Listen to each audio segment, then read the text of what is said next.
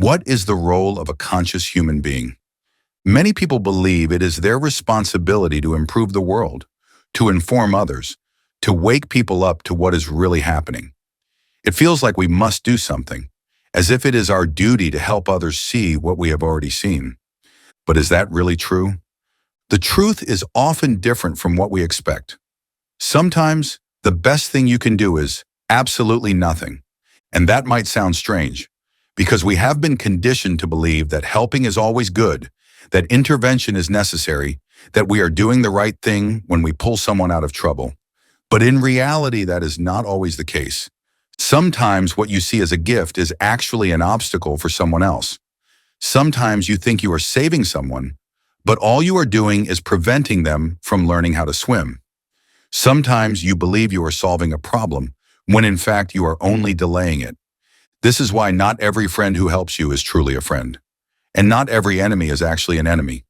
It sounds like a twisted idea, but if you look deeper, you'll see that it's true. If you make someone's path too easy, you take away their chance to grow. Imagine watching a butterfly struggling to break free from its cocoon. It looks like a fight, and you feel the urge to help, to carefully open the cocoon and set the butterfly free. But what you don't see is that the struggle is essential. That effort is what makes the wings strong enough to fly. If you remove that struggle, the butterfly may not survive at all. The same goes for people. Everyone encounters obstacles in life. Everyone has their own lessons to learn. And sometimes it's not your place to interfere, because what you see as suffering might actually be a necessary step. We've all had moments when we thought, I wish someone had warned me about this. But if you're honest, would you have listened? Or did you need to experience it for yourself? And then there is karma. What if helping doesn't just disrupt their path, but also yours?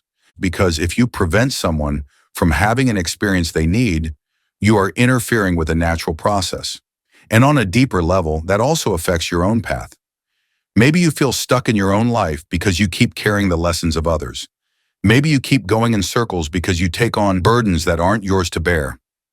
This is why prevention so often fails. We try to avoid pain, mistakes, and discomfort. We think that if we take the right precautions, we can prevent bad things from happening. But bad things don't happen randomly. They are part of the bigger picture. They are a consequence, a reaction, a lesson that needs to be learned. So when is it the right time to help? That is the real question. And the answer is simple, yet difficult to accept. You may help when someone is ready for it. Not when you think it's time, not when you believe they need your help, but when they have taken every possible step on their own and are still stuck. When they show that they are willing to change, when they have done everything in their power. If a child asks for a new toy without appreciating what they already have, then it's not a lesson, it's a pattern. But if a child has done everything to earn something and still can't get it, then help becomes a nudge, not a handout. If someone keeps asking for money but never changes their habits, then it's not a necessity, it's convenience. But if someone has tried everything to get out of a difficult situation and still can't move forward, then help can be a push in the right direction. It all comes down to intention.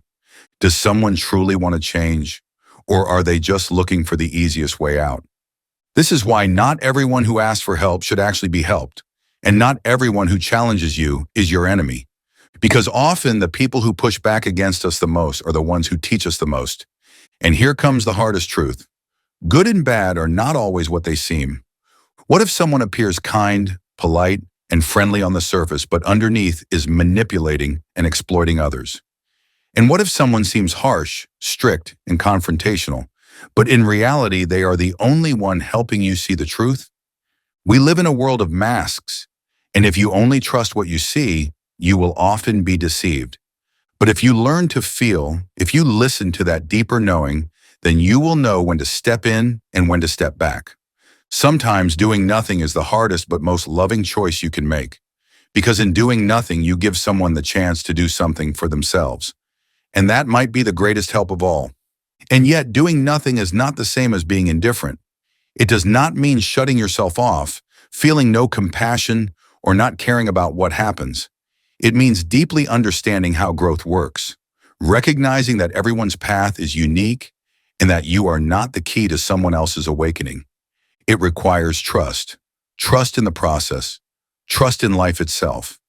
Because if you believe that everything has a purpose, that every experience serves a function, then you will see that struggles are not mistakes.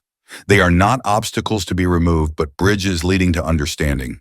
And if you keep building that bridge for someone else, how will they ever learn to cross it on their own? This doesn't mean you should never speak or act.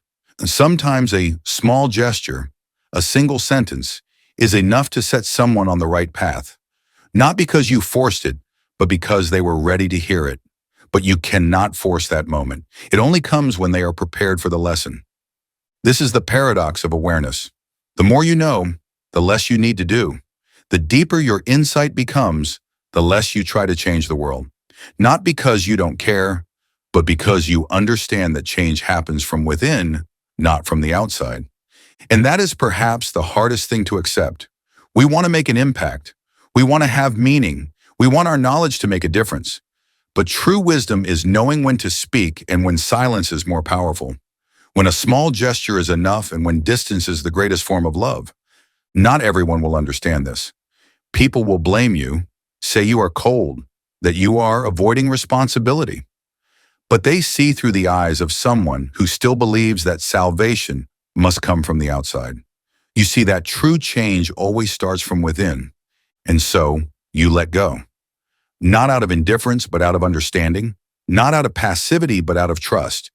You observe, you feel, and you know when your moment has come and when it is better to do nothing at all. Because sometimes your absence is exactly what is needed for someone else to awaken.